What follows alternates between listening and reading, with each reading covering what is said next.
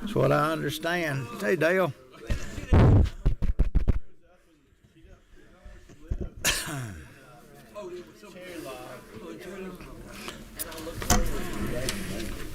Good afternoon, ladies and gentlemen.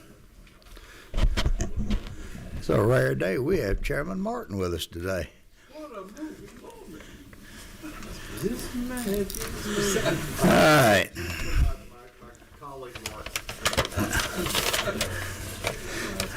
Well, we always need Georgia Bulldogs to help Persians get a bill through.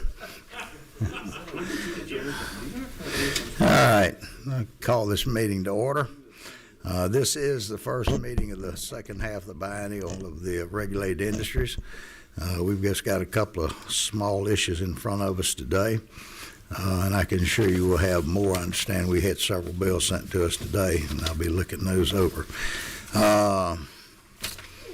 We have, since the last year, we've lost two of our committee members, and we've had one that has been appointed, and she's kind of excited, but she must not be excited enough because she's not here.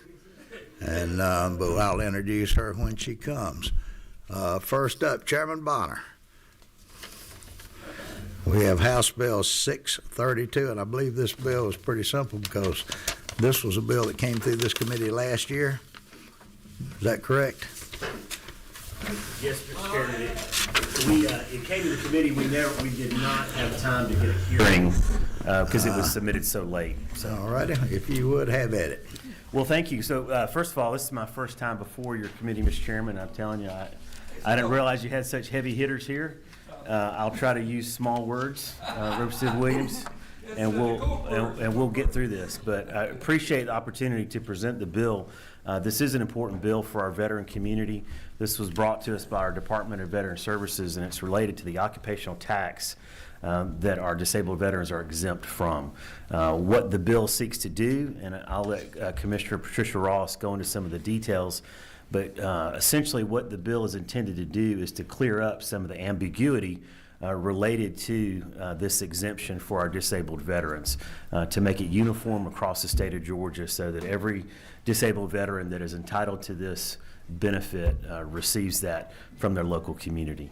And with that, Mr. Chairman, I'll turn it over to Commissioner Ross to go through some details. Thank you, and it's also my first time in front of this committee, so I'm very glad to be here with y'all this afternoon.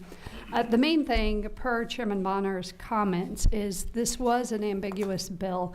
There was some language that actually caused some confusion, where we had some probate court judges ruling in favor of the veteran to get that occupational waiver for their small disabled-owned business waived, when in fact some probate court judges were saying that they were not eligible, and it specifically centers around line 34.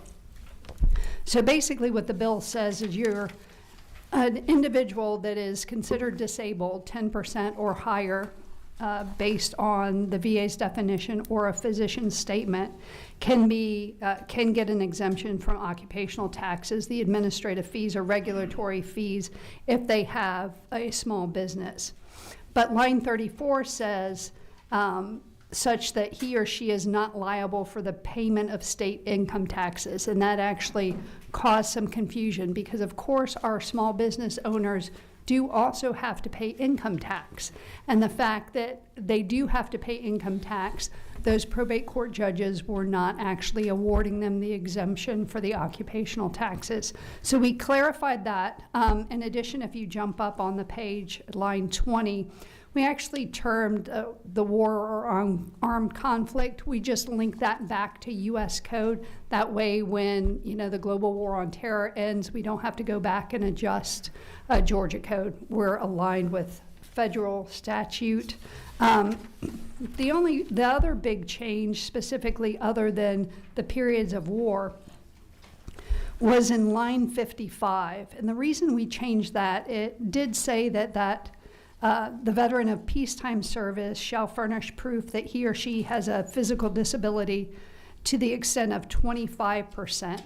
Well, the VA does not actually do partial percentages. They only do it in multiples of 10.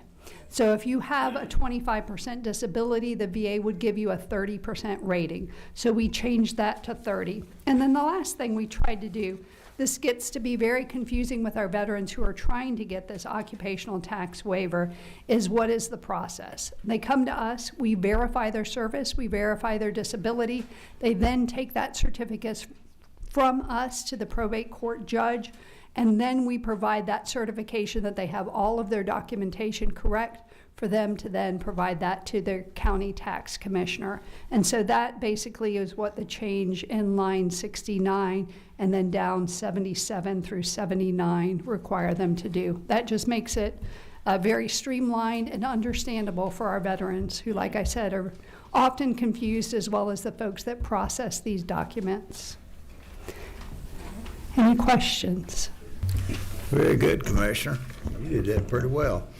You have some questions. Chairman Martin. Yes, ma'am. This is a friendly question, I hope. Yes, sir. So what we're really trying to do is extend them the benefits that we always meant them to get. Yes, sir. Okay. The second thing I would like to ask is, you mentioned the trouble in getting this with the VA. I think most of us in this room, and I'm sure you do, know the gentleman that stands at the head of that organization right now. And in the fall, up in Washington, D.C., I had the occasion to be with him, as did some of the other members here, and he offered in many cases, if we had ideas to make things better for our veterans, for us to bring them to him. So I'm going to challenge us and ask you to, if you have a way, working with Chairman Bonner there, to make this simpler on our veterans. Let's get that up there to the Secretary, because I know, for one thing, we're having people that are having issues in the Department of Labor to get approved for some benefits that come out of the National Department of Labor, and I know we're working with that. Our new Secretary of Labor here in Georgia is working with that. So I appreciate your work on this, and wholeheartedly we'll stand ready to help you to make it easier for our veterans to get the benefits that we all mean them to have. Thank you. Well, appreciate that. You know, just again, this falls squarely within what the state of Georgia can do in this process, and this will have an immediate impact because this applies to veterans that already have this disability rating, and so this will be able to be implemented, upon signature, and get that process going. All right. Mr. Williams. Thank you, Mr. Chairman. I think Chairman Bonner straightened out most of what I was going to say. I think he did. But I do want to remind us that the director of VA in Washington, unfortunately, much of what he does, the interpretation is changed at the local level. I've seen good stuff come out of Washington and you don't even recognize it when you walk in and ask about it. That has not changed in like 20 years. Looks like somebody in the chain is intent on making it as difficult as possible for a veteran to get anything. And I wish the director, Collins, all the luck. I've seen some good things, but you don't even recognize them by the time they get down to like the Hinesville Clinic. Well, I'll tell you, our Georgia Department of Veteran Services is oftentimes, probably 99% of the time, the first contact that a veteran has when they go to obtain their benefits. And so we're very fortunate here in Georgia to have some great offices, great individuals that are working for the department that really take those veterans in and try to help them navigate the system, as it were. I think this is is a testament to that. The department and the commissioner identified an issue that was confusing and needed clarity, and immediately put in a plan to correct that in a way that will, again, solve this problem across the state of Georgia. They verify their disability. They get a form from the state. They take that to the probate judge, and that's the proof that they need to get this benefit. One follow-up, Mr. Chairman. You're exactly right, and you have a great organization. You'll do a great job. Unfortunately, in areas like where I live, where just about everybody is a veteran or married to one, there are so many people in the business of getting benefits and taking their piece off the top. A lot of times they don't get, your service is free. I got folk lined up selling services every day. And with I guarantee you 60%. I guarantee you 70%. And veterans are paying for a free service, but it's very difficult to overcome the selling jobs that these quacks, excuse the expression, lay on our veterans, and they are in huge numbers. Well, fortunately, we do have a bill that will address just that, and we look forward to sitting in the Senate right now. On it. Are you finished? I'll think of something in a while. I know you will. Number 24, who would that be? Chairman Carpenter. Just real quick, I find it hard to believe that, or not hard to believe, surprising that we have probate judges in the state of Georgia that would push back on this stuff. So if it's possible offline, I don't want to do it in front of the whole world to see, but I'd love to see a list of some problem areas that you've been having, so we can have some conversation, because I think we've been pretty supportive of the probate judges, and for them to be pushing back on such a small issue that's so big for some people that, protect this country is disgusting. Well, I think the bigger challenge is we did not have a standardized process. So in some ways, we were, no offense to my attorney friends, but when you ask three attorneys the same question, you oftentimes get three different answers, right? And so unfortunately, what we as the legislature did was created some ambiguity, I think, in the legislation initially that caused that, that possibility for a probate judge to misinterpret or to not interpret, properly. So I think this clears it up. We're not necessarily picking on any particular, probate judges, but we're just making sure that it's standard across the board. I don't see any other questions. Wait a minute, I saw one flickering over here. Chairman Dubnik. Well, Mr. Chairman, at the appropriate time. This would be the appropriate time. Mr. Chairman, I'd just like the record to show that Reverend Williams has made disparaging comments about my fine constituent, Secretary Collins. But with that, Mr. Chairman, I move that House Bill 632 do pass. Very good. We have a motion and we have a second. Now, as a footnote to that comment about Reverend Williams, I'm sorry, about Representative Williams, if anybody has any concerns about any ambiguity dealing with veterans, all they need to do is ask me after the meeting, and I'll show you a picture of Al Williams when he returned from Vietnam, when he was down on the coast at a gathering, and you will then understand why some people have some doubts about some of our veterans. Do we have anyone that wishes to make a comment? Anybody in the audience? If not, we have a motion and a second. If not, all in favor say aye. Aye. Opposed? And ayes have it. Commissioner, as a footnote, I want to thank you for being here. I didn't know who our Commissioner of Veterans Affairs was. We actually had a VA office up in Hartwell until y'all closed it when Michael Parthlow, you might remember. Correct. Michael. I do. Great guy. Worst thing ever happened to me was when he retired. And I don't even know where I need to go now for any assistance. But if you'll be kind enough to leave your contact information with Jan over here, I know Yes, who sir, to I come will. to, because I got a face I can put to the name now. Yes, sir. And I want to thank you so much for being here. Josh, thank you. Thank you, Mr. Chairman. Thank you so much for this bill. Good bill, good bill. I want to just take a pause for a second to the committee members. We have a new committee member with us today.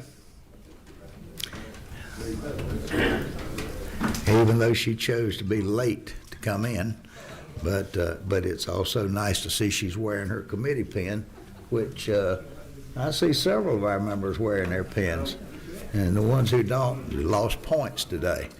But we welcome you to this committee, and you'll probably understand when you see some of the bills that we handle. There's a reason that we have a lightning bolt through the Capitol because we handle a lot of different issues across the spectrum of legislation, and you're welcome to be here. I look forward to working with you. All right, we have in front of us House Bill 504. If you, Before she got here, I'll tell you offline, this is strictly cannot be advertised.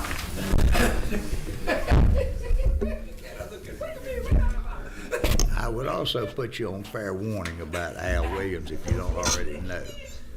I've been on notice. Yes. Yes. And everybody needs to wave at Jan over there, the most important member of this committee that's not elected, Jan Brown.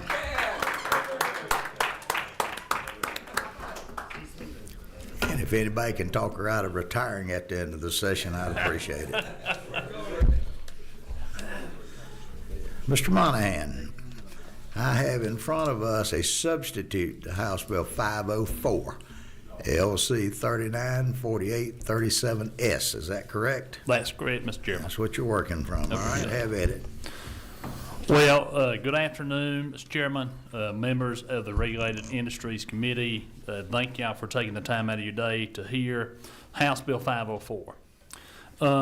So House Bill 504 is about vehicle value protection agreements, allowing these in the state of Georgia. They'd be available to Georgia consumers, like almost every one of our neighboring states. House Bill 504 passed out of the subcommittee and unanimously out of the full committee of regulated industries in the last legislative session. There were some questions that we had from a few members. We wanted to address those, and we have done so in the interim. There's one minor change of the bill on line 50 to 52, which strengthened consumer protections around the disclosure requirements. So, in sum total, House Bill 504 regulates vehicle value protection products, which are optional and not required, requires clear consumer disclosures, guarantees a 30-day cancellation window, requires real financial backing, so claims actually get paid to the consumer, and gives the Office of Consumer Protection's enforcement power over these products. With that, Mr. Chairman, I'll yield for questions. I also have Travis with me today who can answer some of the nuts and bolts if this committee has any further questions. Thank you. All right, questions from the committee. Number 26. That would be me, Mr. Chairman. Thank you very much. Yes, sir. To my friend, can you tell us where is the clamor?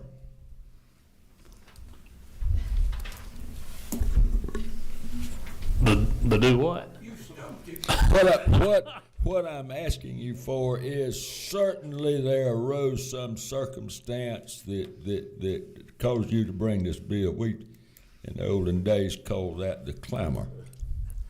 I'd be happy to answer that, Representative. Well, yeah, go right ahead. I'll say what was the clamor for me is that we want to give consumers more options when it comes to these kind of financial products. But I'm going to let the experts speak as well.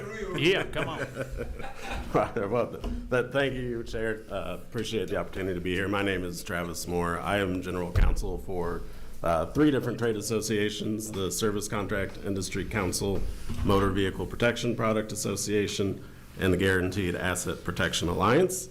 What all of those come together to mean is really all of the voluntary protection products you might purchase in the F&I office at a dealership. Today, I'm here on behalf of the Guaranteed Asset Protection Alliance, or GAP Alliance. Our member companies offer vehicle financial protection products, primarily being a GAP waiver, which you might be familiar with. This is a product that waives the deficiency balance between an amount owed on a vehicle and what an insurer pays out in the event of a total loss or unrecovered theft. While GAP is incredibly valuable for a lot of consumers, over the years there's been an evolution in the industry in terms of coming up with products that meet consumers where they're at, and depending on where and how a consumer is situated, there are other ways to protect their investment in the vehicle. That's what this bill is about. Georgia actually adopted GAPA's model legislation for the offering of GAP waivers over a decade ago. We only developed this model legislation around vehicle value protection agreements in the last 5 years. So what we're seeking to do is to codify model legislation for our member companies so that there are clear rules of the road for how these products can be offered and how consumers are protected. So when you ask about, where's the clamor, and we hear this a lot, this is an evolving market, and so it's really an area where people have realized that gap is fantastic if you're underwater in your vehicle, but you might put, $5,000, $10,000 down on a vehicle, and that puts you in a situation where you might have a total loss or unrecovered theft in the first 6 months to a year, and your insurance payout covers your loan, but with depreciation and the rate at which cars lose value these days, that might be all it does. And so your $5,000, $10,000 that you put down as equity in that vehicle is essentially lost. These products help make sure that when you go to get back in that replacement vehicle, you're in a similar equity position. And so this is just another way to give consumers peace of mind when getting into a motor vehicle, that they're not going to lose that important investment. And again, it's GAP does that, but only as it pertains to the finance agreement and for consumers that are underwater. This does it for everyone.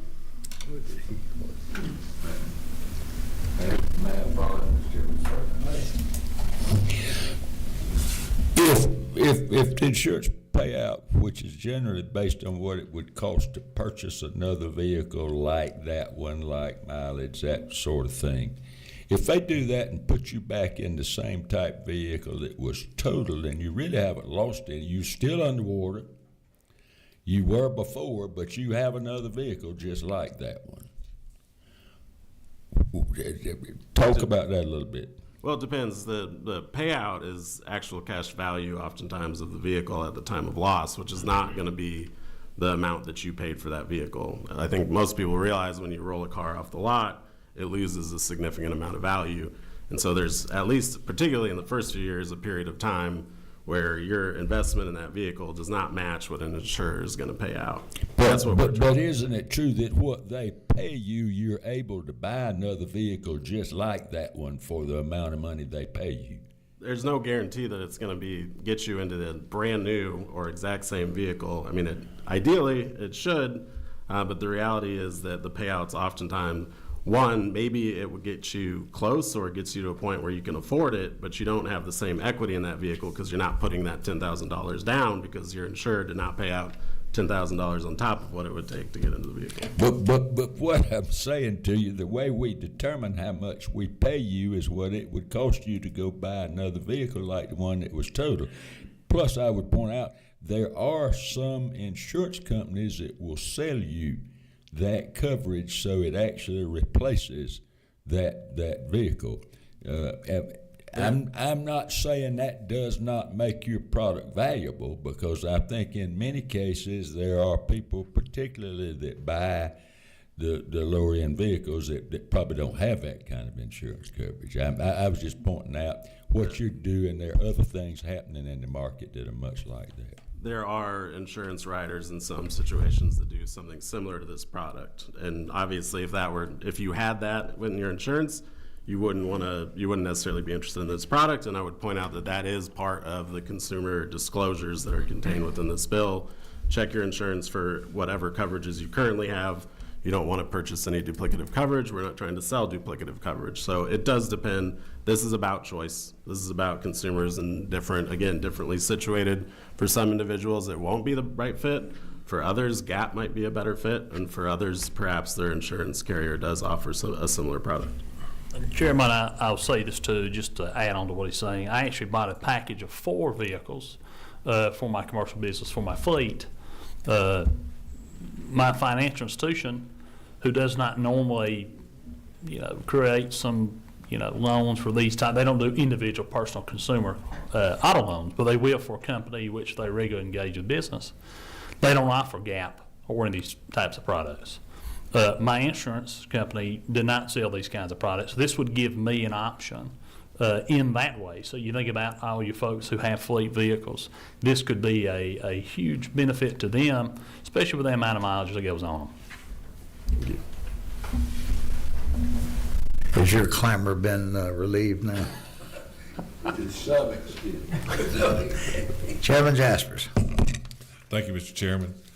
Chairman Montana, I had said a few questions, I guess, along the consumer protection of this, what you're trying to do also, but like how many companies offer, and maybe your expert witness answers this, would qualify to be able to offer this type of insurance?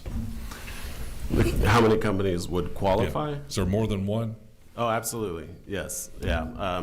Most of our big gap providers are also looking at or have started offering similar products. So, Gulf States, Ally, we have most of the major players in the vehicle financial protection area. Are all going to qualify to offer these if they want to. There's a desire to have clear legal requirements around this before jumping into what they might see as a gray area, because there's an insurance product. That's what this sets the stage for. So right now, it's a smaller number of companies that are offering the products, while we, as a trade, go and try to pass more of these laws in the states. That will build acceptance, and I think you'll see all of the major players offering products in this vein.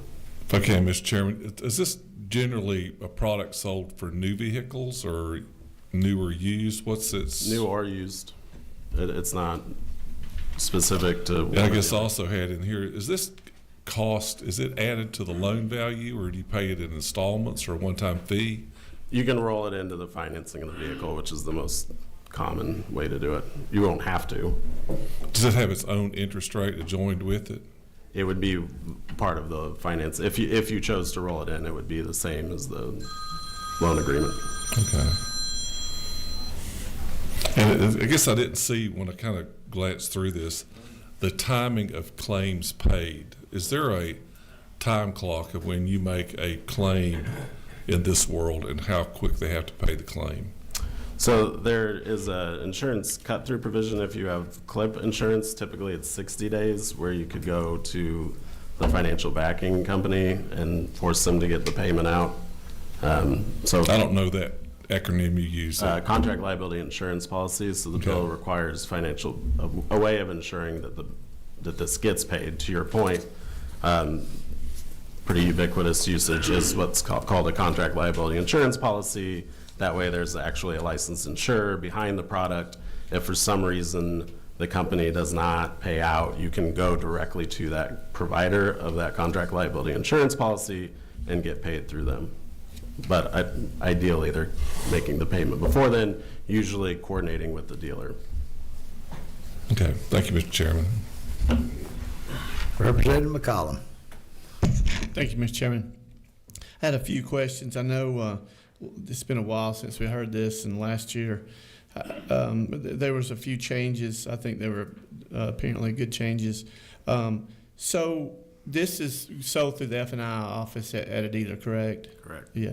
And then, so say for instance, just walk me through, if I go buy a vehicle at a dealer, pay $15,000 for the car, pay $5,000 down, and I wreck it, do I have to go back to that same dealer? I think that was one of the changes we made. Or is that one of the changes was to make sure that if that is the case, that is clearly disclosed. That is not a requirement of the product generally. Some companies choose to work with dealers to essentially structure it as a dealer loyalty type program where you would go back to that dealer. We just wanted to add language in here to make sure that is explicitly disclosed if that is the case.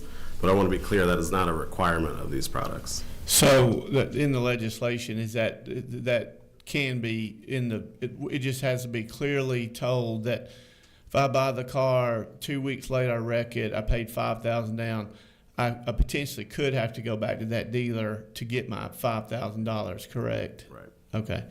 And then, so what were the changes? I know that was potentially one of them, if I'm not mistaken.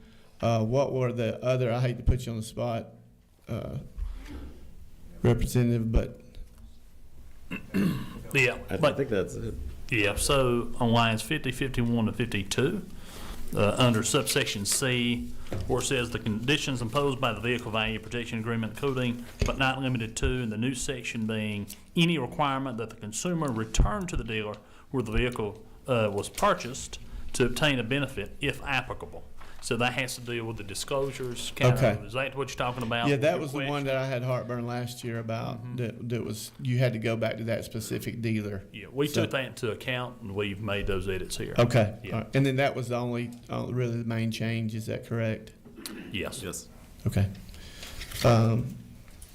That's it. Thank you, Mr. Chairman. Thank you. Thank you. Let's see. Chairman Carpenter. Do these policies address I can imagine there's a TVAC problem when you buy a car, you pay the sales tax, and then you have a wreck, and then you have to go buy another car. I don't think your microphone's on there. Yeah, sorry. Okay. I'm pretty loud though. So, do these address the tax issues, the implications that come from taxation when you have to go out and buy a new car and you lose that sales tax that you paid?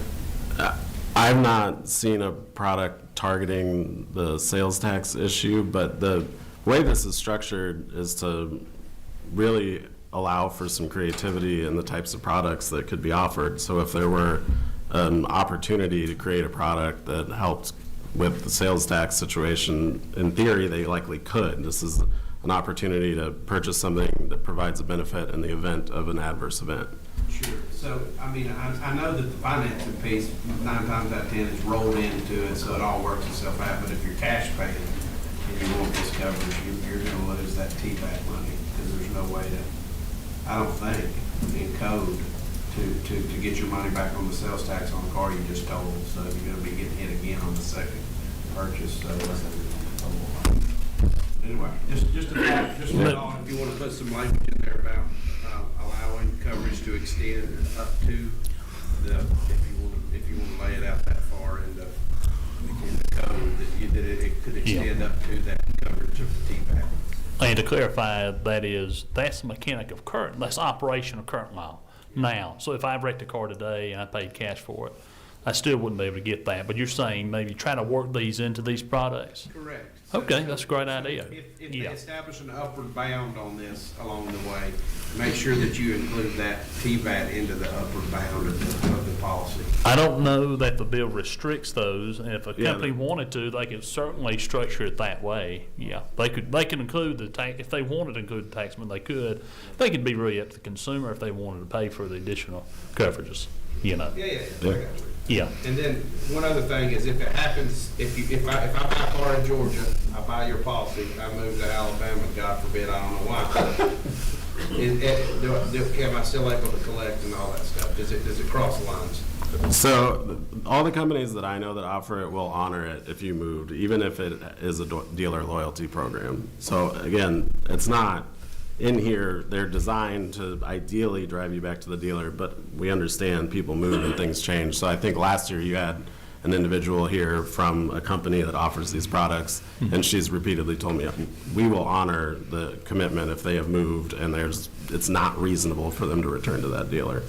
Now, that's not in the bill itself, but I think that I'd like to thank all of our member companies, and again, with the way this is structured, not to mention all of the attention around dealerships and dealer practices and selling products of value, that would be honored in that scenario.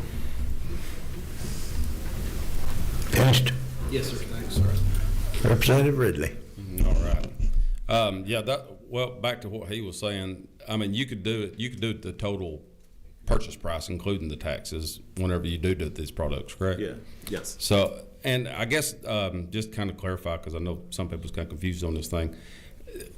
When you got a gap insurance, that means that you basically upside down the car, you owe more for it than the bank, and so they'll cover that additional amount if you do total out the car. Right. These products are more setups for like a 5-year-old truck that's got 80,000 miles on it. I pay $10,000 down. I still owe 30 on it. The truck's still worth 35 or 40, right? But a few months down the road, I go over 100,000. Well, now that truck's not worth that because I crossed that 100,000 mile mark and it drops down in value. And this right here would cover myself. If I did wreck the truck, then I'd be able to go buy another truck that's 5 years old with 80,000 miles. That's the whole design. And like y'all said, it's going to be, the dealers are going to sell it in the finance office, so it's rolled in with a price, just like a warranty or anything else would be, correct? That's correct. Okay, thank you. All right. Williams? Oh, I'm sorry. Representative Williams. Thank you, Mr. Chairman. Thank you for some of the corrections you made based on the bill you presented last year. My question is I'm not familiar with this at all, but are there deductibles when you file a claim? No, not on these products. Okay.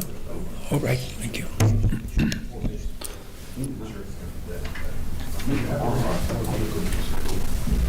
Chairman Martin. Thank you, Mr. Chairman. To the author of the gentleman with you, I'm going to ask this question again. This is not new for me for last year. I just want to be clear on it. So the change in the bill is that you have to notify the purchaser of the policy. I mean, we're not calling it the warranty policy. What are we calling it? Is it a vehicle value protection? The purchaser of the vehicle value protection plan. You're notifying them if they're captive to come back to the individual, but we're not prohibiting that.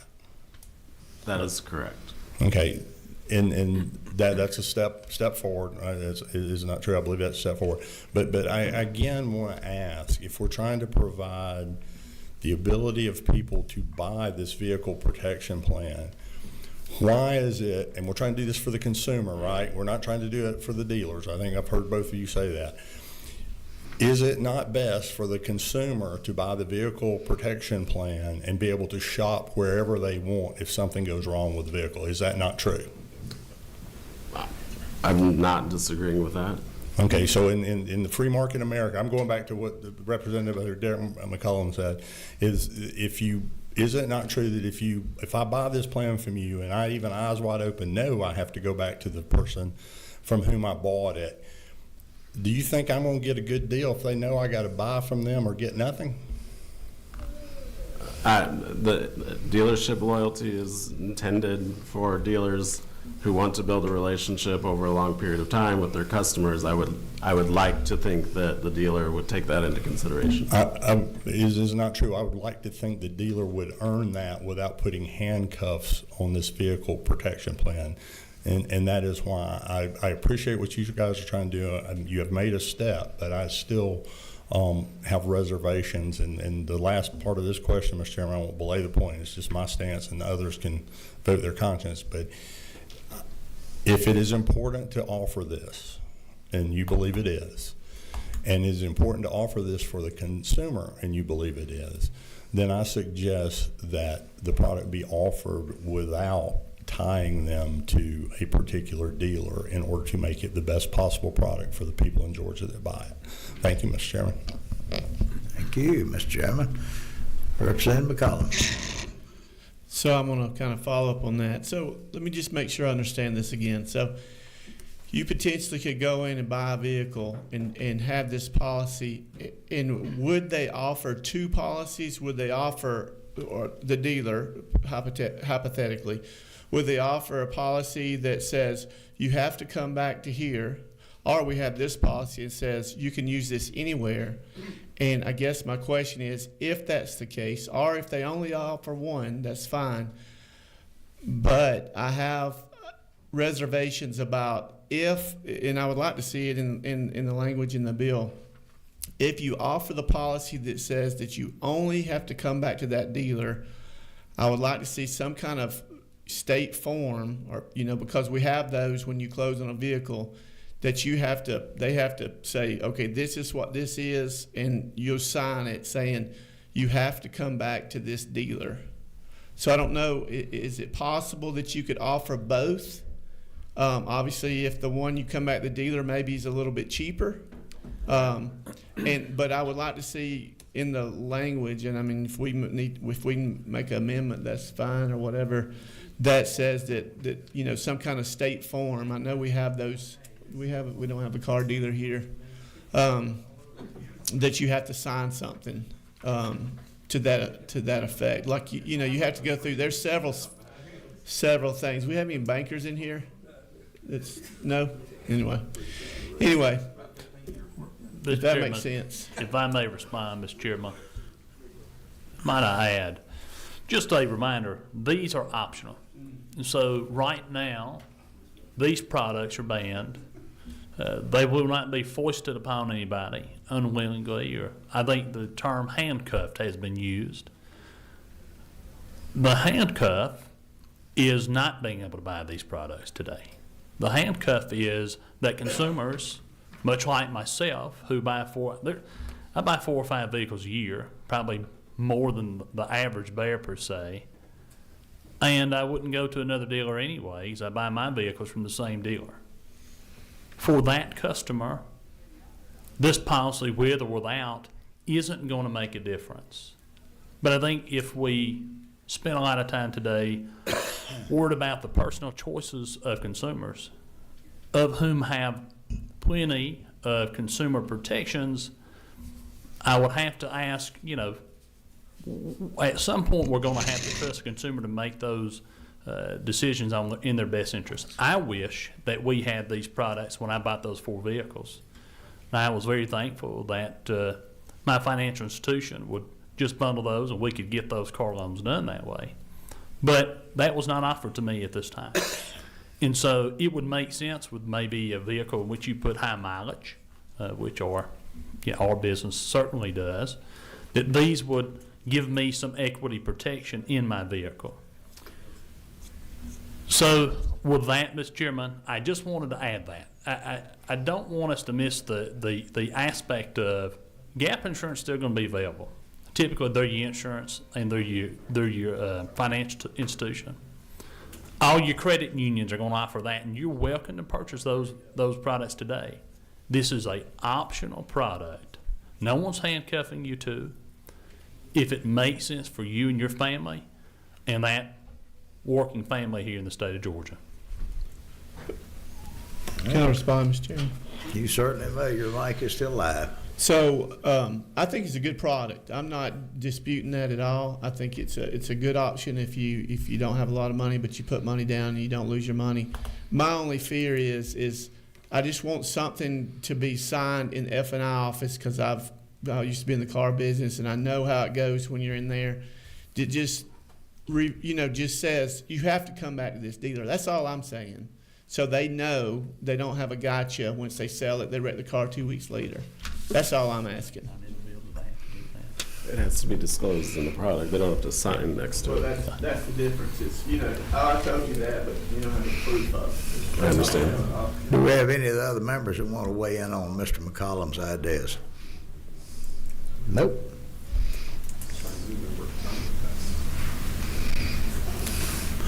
Well, I don't see another flashing light up here. All right. If not, if no one else, if no other committee has any other further questions, we have a motion. Do we have a second? Second. We have a second. Do we have any further discussion? Any amendments? Any comments? I can't fix it on the fly. I'd love to change. I'm sorry, Mr. Chairman. Under discussion. Go right ahead. I'm sorry, Mr. Chairman, I didn't mean to go outside. I would ideally like to be able to support the gentleman's measure, and I think if we made it clear at minimum what Representative McCollum was doing to have them sign off on it. They have made a step toward disclosing it, sign off on it. I personally would prefer an option where they had to offer a generic one, and they could offer one with even more favorable pricing if you come back to me. But I'm not prepared to make that amendment today. I don't have the language for that, so I'd love. We have lead counsel sitting right over here to our left, to my left, if anybody wants to make an attempt at an amendment. I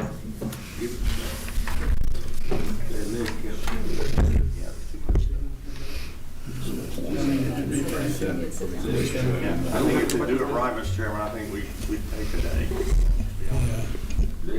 Can they council do that now? What are you talking about? By the way, I'd failed to introduce our new council this year. Ben, wave it, throw your hand up there and wave it, everybody. Sharp young man.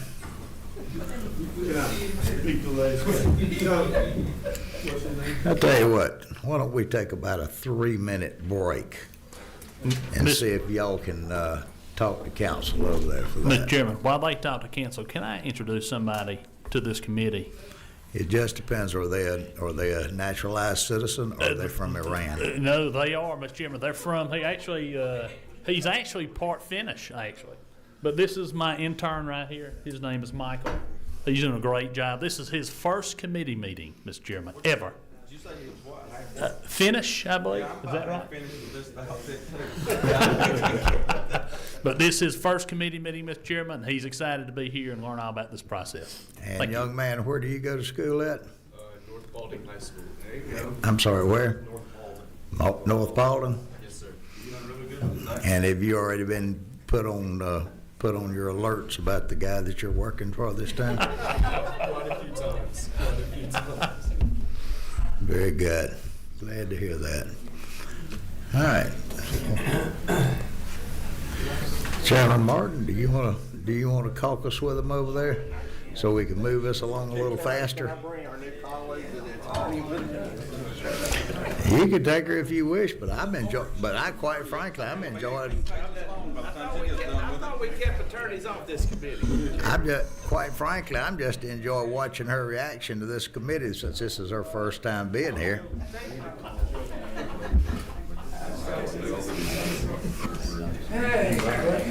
So, Foot, committee member, you're fixing to find out what makes regulated industry such a desired committee to be on. Take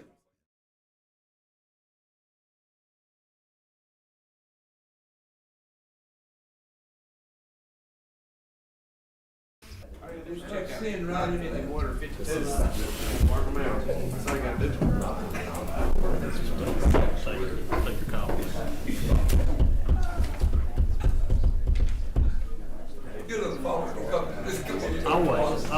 Always a pleasure being with my friends.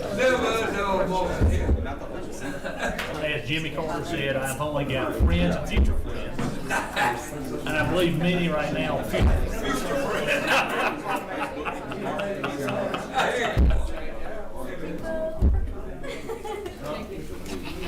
Thank you, I appreciate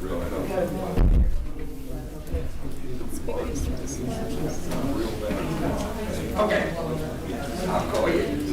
We'll be out real good, okay? Is that all right?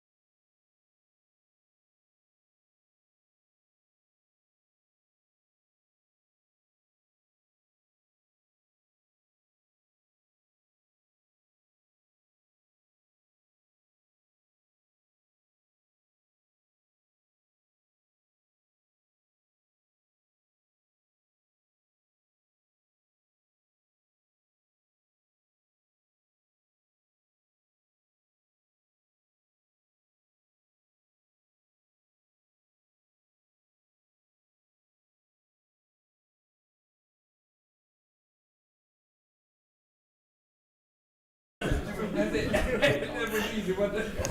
I might call y'all back to attention, where are the guys down there? That's another meeting, and the meeting, I suggest that you sanction all of them. Call them, dog. I just did that. Not just the one. You're trying to shift down to the second purchase, I keep saying. All right, guys, do y'all have your amendment in order? Do y'all have the amendment in order?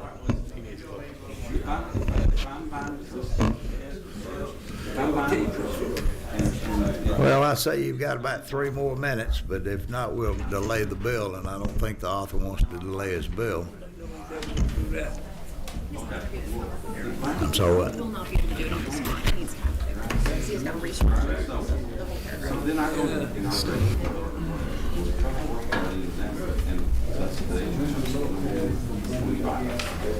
this right here, the right way.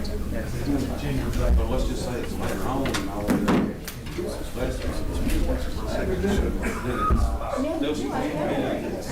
That amount, then I don't know.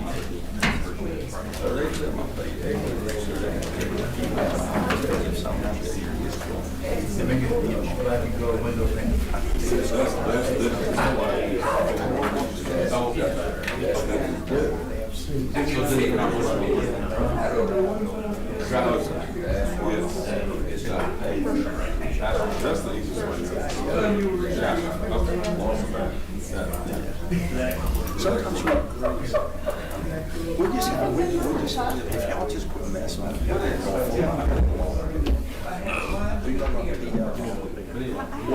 I'm not in consent. I don't have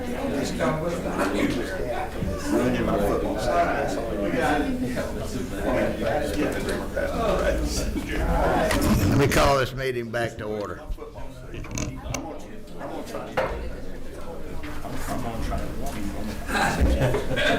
Only here, sir. All right, everybody have a seat. All right, this is the reason we should have dealt a little bit more in subcommittee on this one, but Mr. McCollum. So I'd like to offer an amendment. All right, what is your amendment? He's going to read it for us. All right. The amendment will be to add following applicable on line 52, comma, such term shall only be enforceable if it was agreed separately on a signed form laying out only such condition. All right, if you would repeat that on line 52. 52, following if applicable, comma, such term shall only be enforceable if it was agreed separately on a signed form laying out only such condition.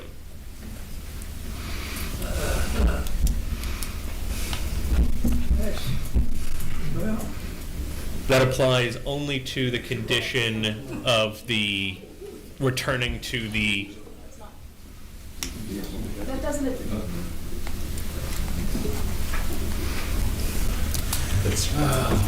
Freshman Draper. I don't believe that language addresses the chairman's issue of giving somebody the option to have the coverage still be eligible for coverage if they move out of state. No, it's not. Right. So. I think this is to address Representative McCollum's issue that they wanted disclosure. Your issues. Yeah. I think at the end of the day, you know, these products are not eligible in this state.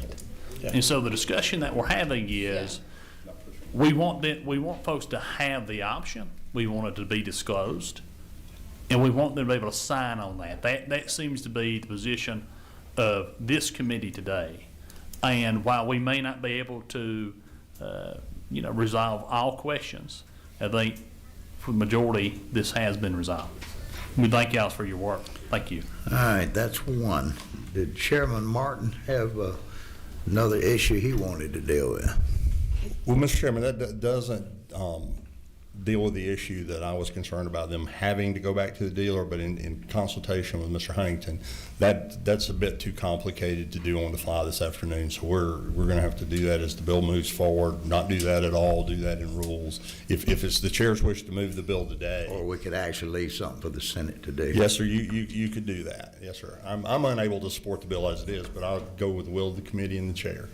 You say you are willing to? I am not willing to support the bill as it is, but that's just one person. So I'd like to get aligned with the man, but I get the opportunity. I understand. It's not my first year down here. I understand things that go through a process, Mr. Chairman. I understand. All right, let's see. And number 24, that would be Representative Carpenter again? I didn't get it that far. No? All right. Representative McCollum. So this obviously just addresses this product. So, I mean, I'm fine with the product. I think it's, if it's, you can't have both, but at least the consumer knows this is the product. You have to come back to this dealer. That's all I was really concerned about. If the dealer offers both, that's fine. If they don't, that's fine. So that's pretty much where I was at. All right. We have an amendment in front of us as read. Do I have a motion on the amendment? Motion. We have a motion. Do we have a second? Second. We have a motion. Do we have a second? Second. We have a second. Any further discussion? Any comments? If not, all in favor of the amendment, say aye. Aye. Opposed? Very good. Do we have any further amendments? And I state that because I have a concern that if there's something that's left undone, we usually try to perfect a bill in this committee because the worst thing is for this bill to go to rules and then it come back to the committee. So, that being said, Mr. Williams, I see your light flashing. Yes, sir, Mr. Chairman. In light of what you just said, I agree with you wholeheartedly in your proven wisdom. I move that we table this for further work. All right. Yeah, if I put mobile barber shops, it'll go through like grease, trust me. Well, Chairman Martin, if this bill is laid on the table to the next meeting, do you think you would have some language prepared? Could you work with the author of this bill and get to whatever language? Yes, sir. To make you feel good about life? Well, yes, sir. I'm not going to be. I'll be honest with you. I'm not sure we're going to come to a conclusion, but I would get the amendment for this committee to consider and go with the will of the committee. I would get that language prepared for the chair and let the chair direct me as if it would be a substitute or an amendment. So yes, sir. I'd work on that for you. All right. That being said, we have a motion that we table this bill. I would prefer to suspend action on the bill instead of a table, if that would be all right with my friend from the coast.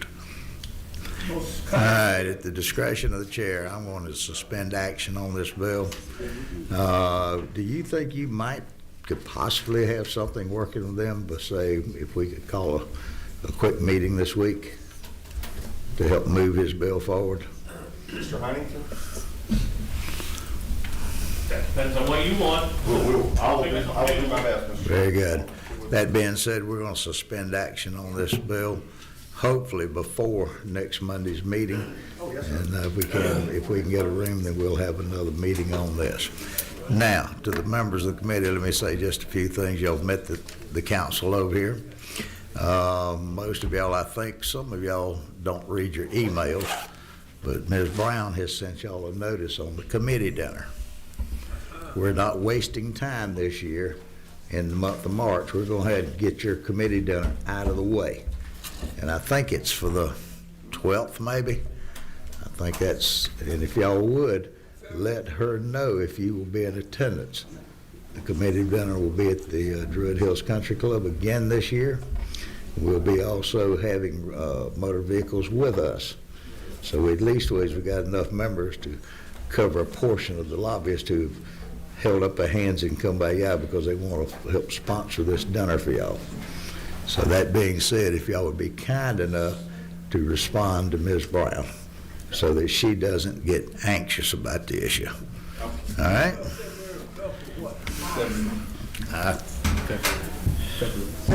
February. 17th. I'm sorry, February the 17th. The 17th on a Tuesday night. And please let her know, yea or nay, that you'll be able to attend. Now, that being said, I want to thank the committee members. As you can see, we have a freshman, and she has jumped right into the fray of it, even though she was late showing up today. But that's not a problem, because we actually had some members here today that might not be at another committee meeting this year because they hold higher and loftier positions. So it's good to see